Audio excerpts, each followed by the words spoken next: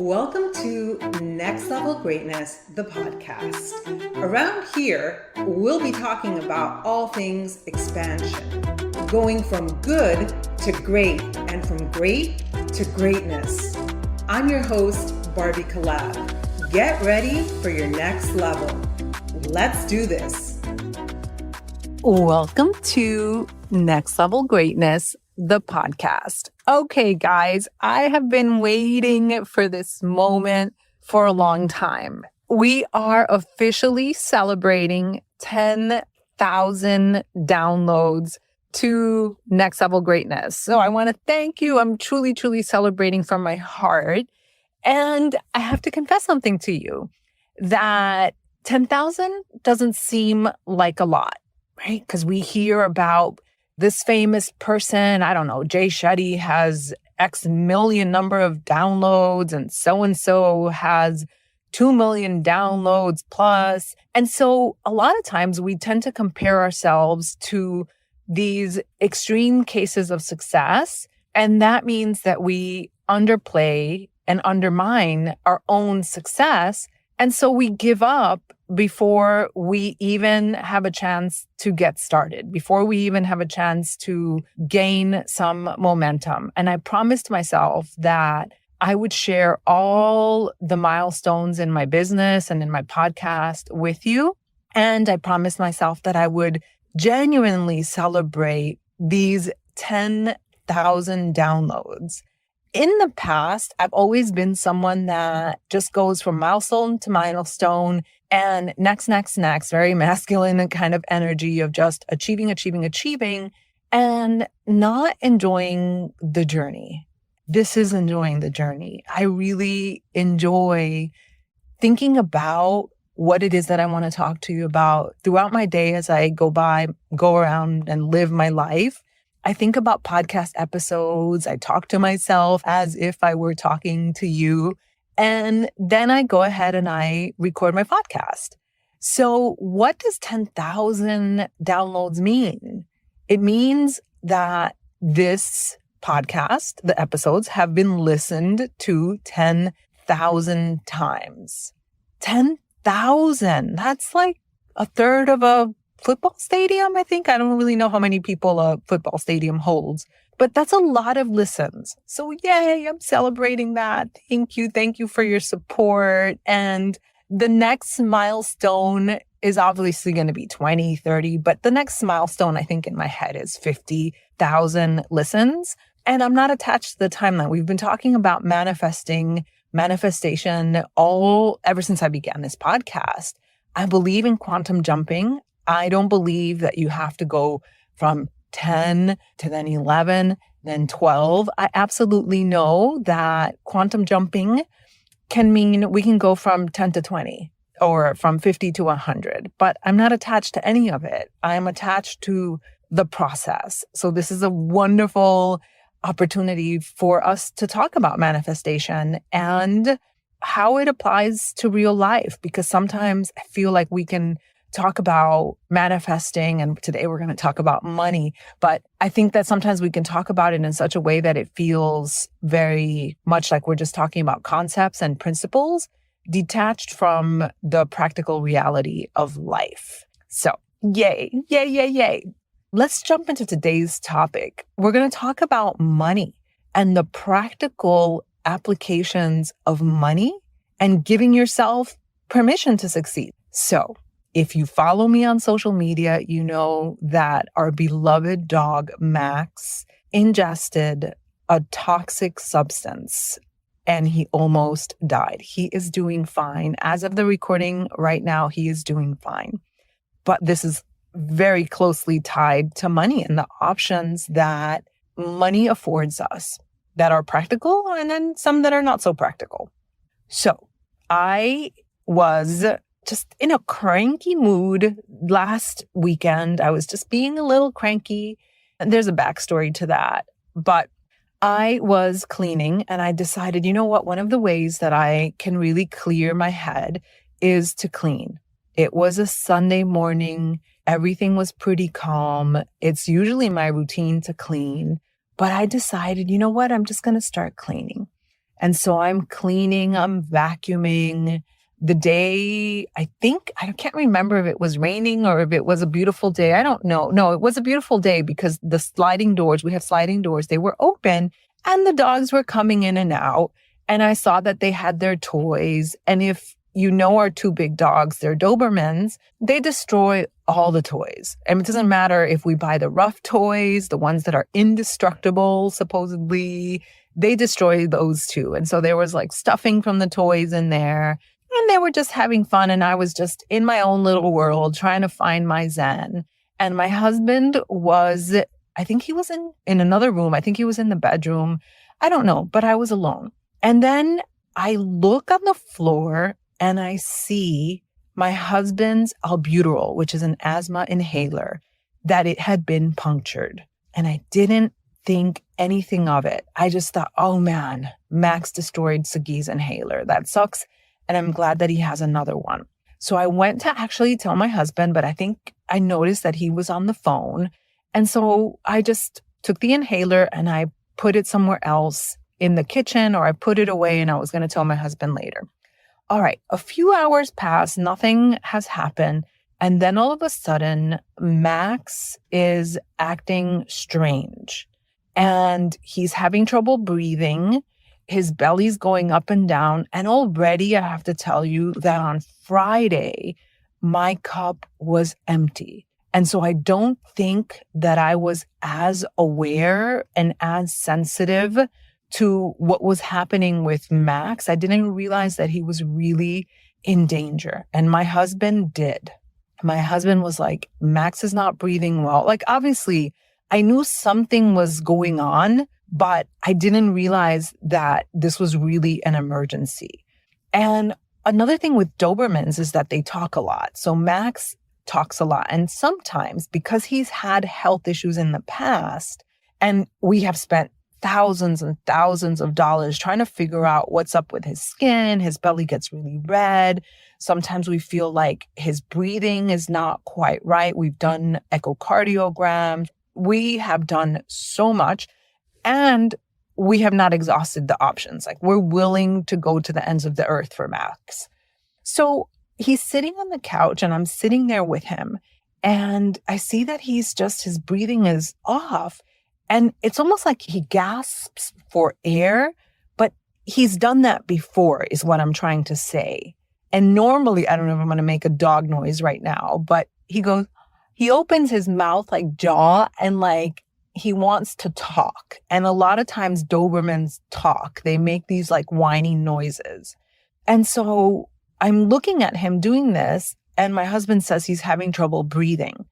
And I'm like, okay. So guys, it did not hit me that it was the inhaler. It just did not hit me. So I'm sitting there with him. I'm just being with him. And I pick up this book that's right in front of me. I recently got into the topic of gene keys.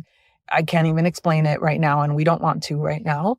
But I looked at the book and it said, if you notice dogs, when they're playing and they're just randomly playing, they pause for no good reason. They just pause. Cats do this too. Animals do this too.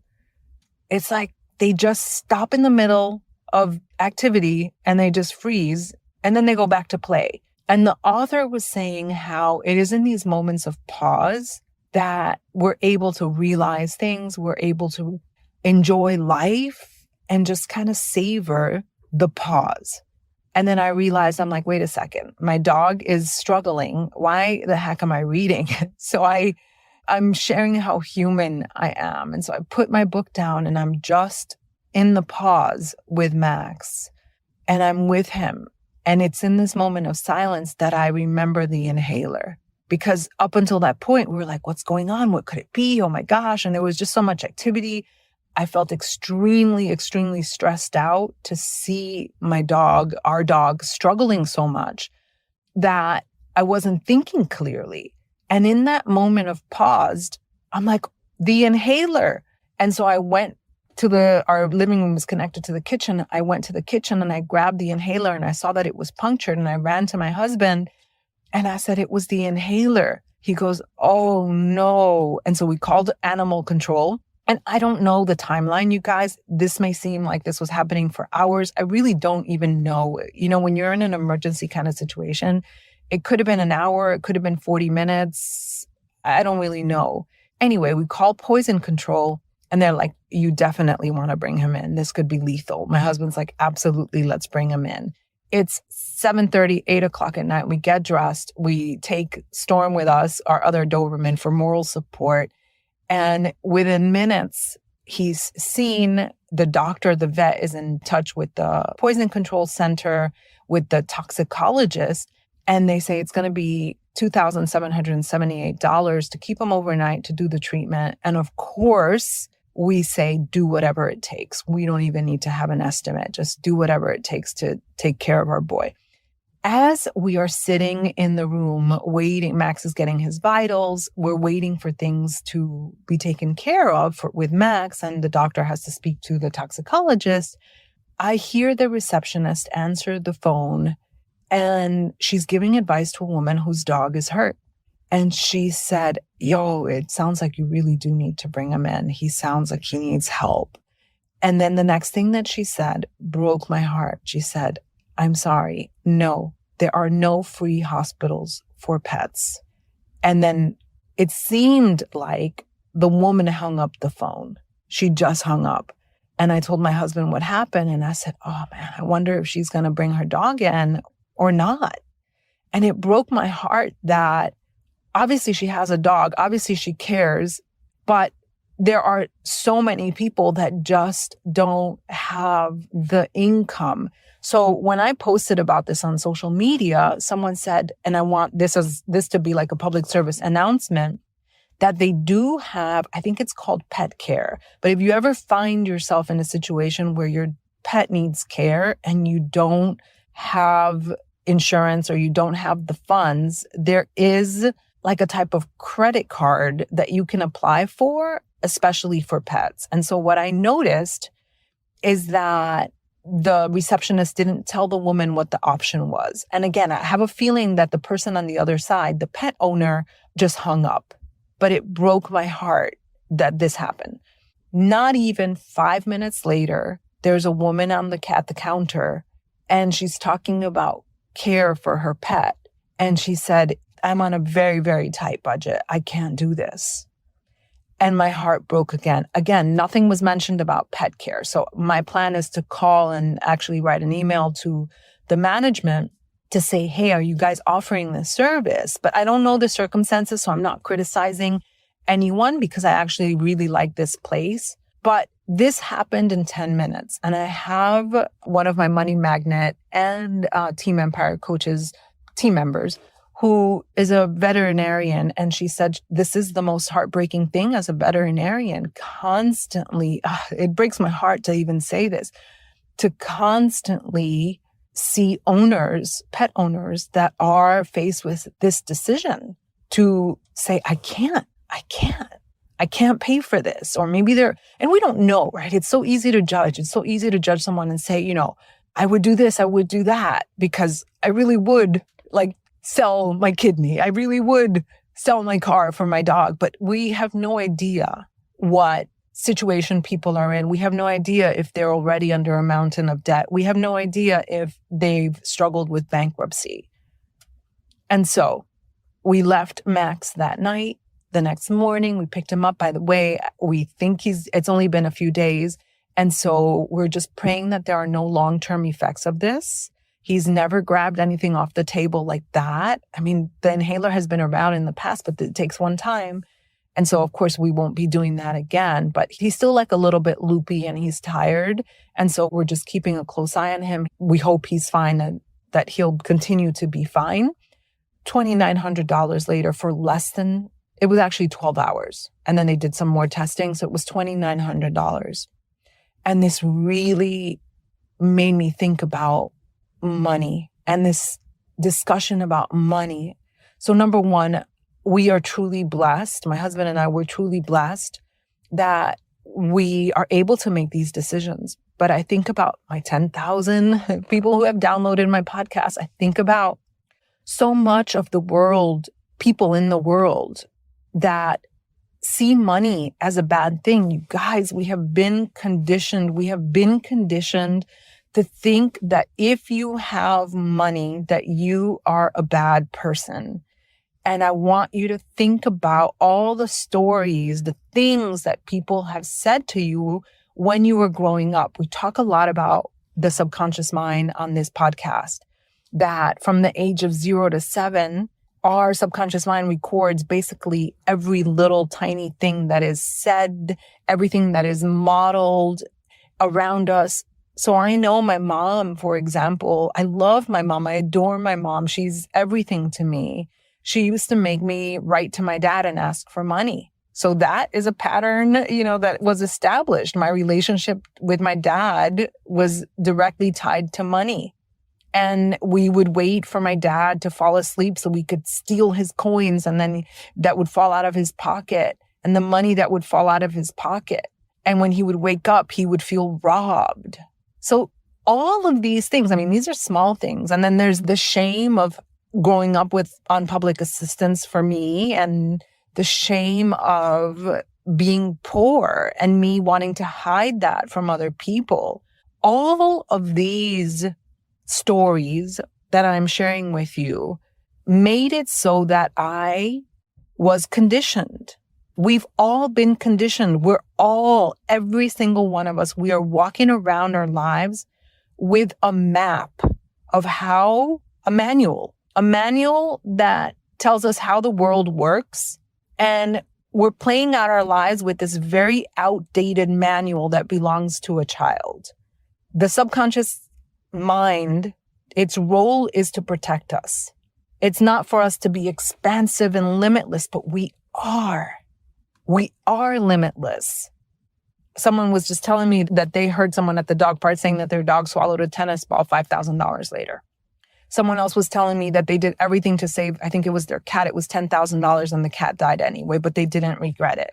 I'm so emotional right now because these are very practical applications of money. And what if you're able to break free from these beliefs that money's bad, that you are limited, that you don't see your limitless nature? You don't see it. I didn't see it. I'm beginning to recognize myself. My students are beginning to recognize themselves and to give themselves permission to prosper. And then we talked about the practical, very real applications of money, right? So rent, food, and then emergencies. But what about the rest of life? For those of you who have kids who want to be able to send your kids to a certain kind of school, or this world is so rich with beauty and abundance. Abundance is part of nature. Look at trees, look at flowers, look at wildlife. It's a different story what humans have done to nature, but abundance and nature are one, and we are part of nature. So we are ourselves abundant. And there are riches in this world. Like, why can't you have a 5-star experience going on vacation? Because you might think that that's what snotty rich people do. What if you were able to give yourself permission to say, you know what? I want this nice vacation. And I want to be able to say, yeah, do whatever you need to do to pay for my dog's care or my child's care. Or you know what? This house costs this much and I want it. I have so much to talk to you about. I want to talk about the spirit. What happens when you allow yourself to be expanded as a human being, not in the pursuit of money. Money is a byproduct of the work that you do in the world. I heard someone say, it was the author of Gene Keys in an interview, that you make money almost by mistake because you're out there living your purpose. You're out there just being who you are, doing good in the world. And so you make money in a way that feels effortless. Of course, you take aligned action. Like, this is aligned action. Me showing up to make this podcast is aligned action. If I didn't take the action, then the podcast wouldn't happen. And then we wouldn't have been able to have 10,000 to celebrate 10,000 downloads. So this conversation is rich. This conversation is fertile. And I know you can feel it from the depths of my soul that I want you to experience your own limitless nature. At the very least, I want you to be able to have emergencies and to fully pay for them and to not blink. I didn't blink at $3,000. What I loved about his report card after all the medications and all the stuff that he went through is that it said Max is a good boy. I didn't stress about the money. And by the way, we do have pet health insurance, which I highly recommend. So we are really going into it with money. I am so freaking on fire. I feel the multidimensional nature and applications of money. And that is all that I have for you today. And I will see you next time. If you loved this episode and if you're loving my podcast, I would love for you to leave a review. They really do make a difference in spreading the word and having more people be impacted. Also, I'd love for you to join me in my Facebook community called The Magnetic Portal. You can find the link in the show notes. I'll see you next time.